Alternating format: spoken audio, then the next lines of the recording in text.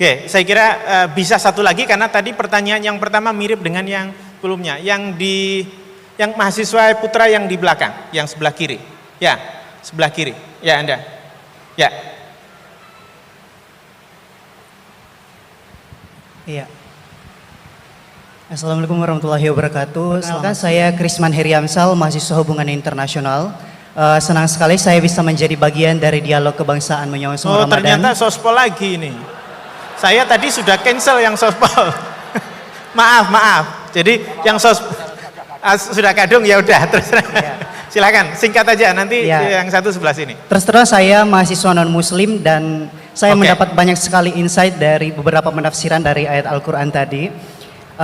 Salah satu fenomena yang kita hadapi saat ini sangat sulit untuk menghadirkan dialog-dialog yang menghadirkan orang-orang yang dari latar belakang agama yang berbeda, dan seolah-olah hanya jika kita memiliki latar belakang keagamaan yang sama baru kemudian kita bisa memiliki kesempatan untuk berdialog. Nah, kira-kira mengapa sangat sulit bagi kita di negara kita ini untuk menghadirkan orang-orang dari latar belakang agama yang berbeda untuk hadir dalam suatu forum dialog yang sama. Kemudian bagaimana kita bisa menyikapi fenomena tersebut? Terima kasih. Baik, terima kasih sekali. Tepuk tangan. Ini pertanyaan penting dan menarik. Kenapa sekarang antara yang muslim dan non muslim jadi sulit berdialog? Terima kasih banyak untuk pertanyaan-pertanyaannya. Ya, silahkan Gus Bah untuk menanggapi. Mudah-mudah dulu. Nanti Pak Kores mentok. Bismillahirrahmanirrahim. Saya mengapresiasi pertanyaan dari mahasiswa non muslim tadi. Sebetulnya ketika negara ini berdiri itu ya dialek semua antar umat beragama. Sehingga diputuskan yang penting itu berketuhanan. Maka yang ditolak oleh konstitusi kita adalah ateisme, komunisme. Saya membayangkan misalnya punya anak perempuan, diajak orang yang tidak beragama di tengah hutan misalnya, bunuh ya tidak takut Tuhan, merkosa tidak takut Tuhan, salah etika ya tidak takut Tuhan. Bandingkan kalau diajak yang beragama, pasti masih ada rambu-rambu, ada ini itu. Sehingga memang masalah betul ketika orang tidak berketuhanan itu. Jadi saya ingatkan Mas tadi, siapa tadi namanya? Yang non Irman saya, yang non muslim tadi itu. Dari HI. Siapa? Namanya siapa? Siapa? Kurang jelas. Siapa namanya? Krisman. Oke, namanya Krisman. Jadi Mas Krisman ya, kalau dibilang nggak pernah ada dialog dulu ketika negara ini berdiri, itu semua tokoh agama bersepakat. Termasuk saat itu ya ada Perindo, selain ada NU ada Perindo. Itu yang ditentang itu adalah ateisme, karena kalau orang tidak bertuhan itu ngerinya itu ya tadi misalnya kita punya anak perempuan atau punya keluarga, diajak orang yang tidak beragama, misalnya berzina ya tidak takut dosa, merkosa ya gak takut, bunuh ya gak takut, karena gak punya Tuhan. Mungkin takutnya sama polisi ya kalau ketahuan, kalau enggak. Tapi kalau orang bertuhan ini sistem kesalehannya, sistem kebaikannya ini berlipat-lipat. Takut hukuman Tuhan, takut sosial, takut ini itulah, sehingga kita bersepakat berketuhanan. Lalu kedua, ada beberapa kejadian nyata di beberapa negara yang fahamnya itu tidak bertuhan, itu bekas kondom atau bekas apa dipakai lagi, didaur ulang. Bahkan tinja yang bisa dikelola jadi bahan makanan. Kalau yang beragama tidak, termasuk mungkin di ilmu medis ini tidak wilayah saya, tapi saya cerita mungkin masalah-masalah kayak ya apa hal-hal yang menurut kita dilarang, menurut agama mereka enteng saja. Misalnya bikin cadangan-cadangan organ tubuh dan sebagainya. Kalau beragama itu masih enak, aturannya jelas. Kalau nggak beragama itu repot. Sehingga saya cerita sedikit lagi-lagi karena kadung dipuji ahli Quran Pak Kures sama saya. Saya cerita dulu ketika Rasulullah itu sugeng masih hidup, itu ada kekuatan politik. Satu Romawi bertuhan, yang satu Persia tidak bertuhan, tidak berkitab suci. Ketika Romawi kalah, itu Rasulullah itu susahnya bukan main, karena yang masih mentautkan diri dengan Tuhan kalah sama yang sudah tidak bertuhan. Dan ketika akhirnya Persia yang kalah, yang menang Romawi, Nabi itu ikut senang karena yang bertuhan mengalahkan yang tidak bertuhan. Kenapa penting bertuhan? Karena bertuhan itu setidaknya punya aturan. Melakukan ini dosa, melakukan ini dosa. Empati sama fakir miskin itu ibadah. Semua agama pasti sama di tema-tema seperti itu. Sehingga berketuhanan ini penting sekali, kata Pak Quraisy tadi, berketuhanan itu luar biasa. Terus kedua, ini penting juga. Saya mohonnya, saya pernah juga disowani beberapa tokoh dari Mabes Polri. Saya sering bilang, Indonesia utamanya pejabatnya harus terima kasih sama seluruh rakyat Indonesia, karena itu aset yang sebenarnya Indonesia ya seluruh rakyat Indonesia. Saya cerita satu cerita, ini hadis sahih di Bukhari, nggak bisa dipertentangkan. Ini hadis sahih di Bukhari, di Muslim. Di antara yang diapresiasi Allah itu adalah potensi jahat kita tidak menjadi, tidak kita wujudkan. Kalau seluruh rakyat Indonesia, tidak usah seluruh, 1/4 kita ini maling semua. Itu negara miskin kok, karena biayai kita di penjara 2 tahun, 3 tahun. Separuh kita mentalnya membunuh, habis Indonesia. 1/4 saja, 1/3 saja, 1/8 saja punya mental killer, itu habis Indonesia. Ketika rakyat kita, ketika tetangga kita, masyarakat kita tidak melakukan kejahatan, itu ketertiban yang sejati. Maka semua bentuk ketidakkriminalan yang dilakukan oleh rakyat Indonesia itu awal dari aset bangsa ini. Coba kalau semua orang mencuri, habis negara untuk biayai di penjara. Semua orang kriminal, berkahnya mereka tidak melakukan, Indonesia baik-baik saja. Sebab itu ketika ada sekian kebaikan, Nabi terakhir ngendikan apa? Takufu syarroka anin nas fa innaha shadaqatun minka ala nafsik. Potensi jahat kamu jangan kamu lakukan, itu sudah menolong peradaban. Para gadis tetap gadis karena nggak diperkosa. Orang yang punya kambing satu tetap punya kambing satu karena nggak dicuri. Orang yang berkarir tidak terhenti karena karakternya nggak dibunuh, tidak dihujat, tidak dihentikan, tidak disetop oleh cibiran, oleh bulian. Maka di antara 7 orang yang dilindungi Allah, fi dzillihi yauma la dzilla illa dzilluh, itu Nabi hanya cerita orang yang nggak jadi. Di antara yang diceritakan Nabi dalam sebuah hadis, saya ini lelaki sejati, sangat mencintai sepupu saya, dan saya mau ngumpuli dia, tidak mau sampai saya kasih uang 100 dinar.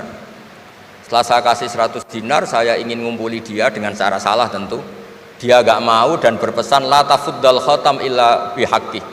Kamu jangan ngumpuli saya sebelum nikah.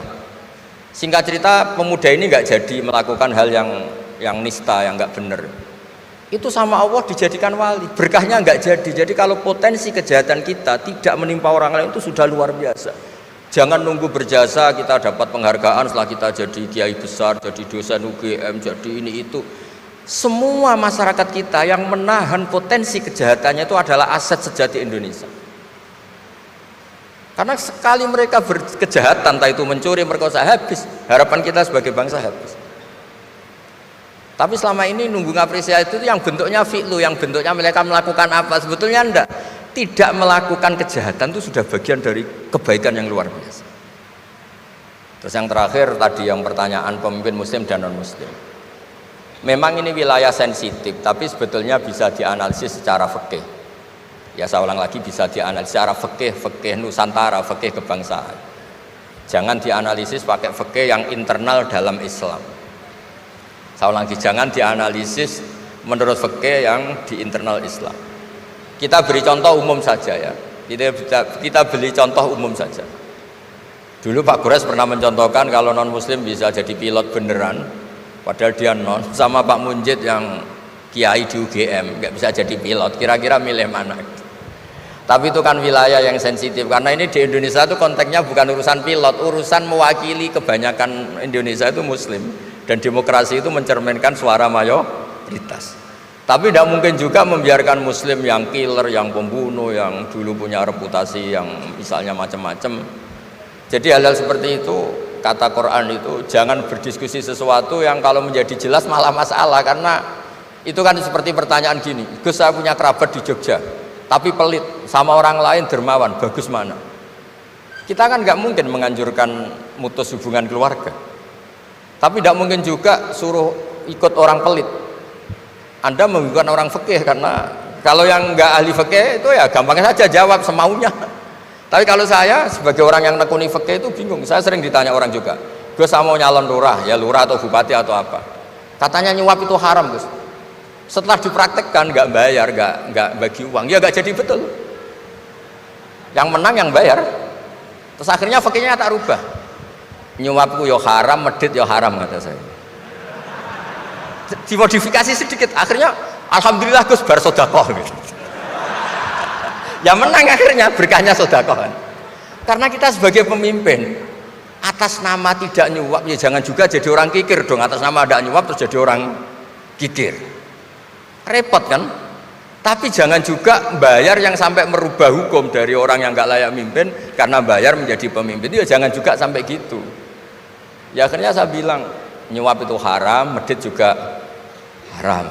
Alhamdulillah barokahnya kombinasi fikih ini.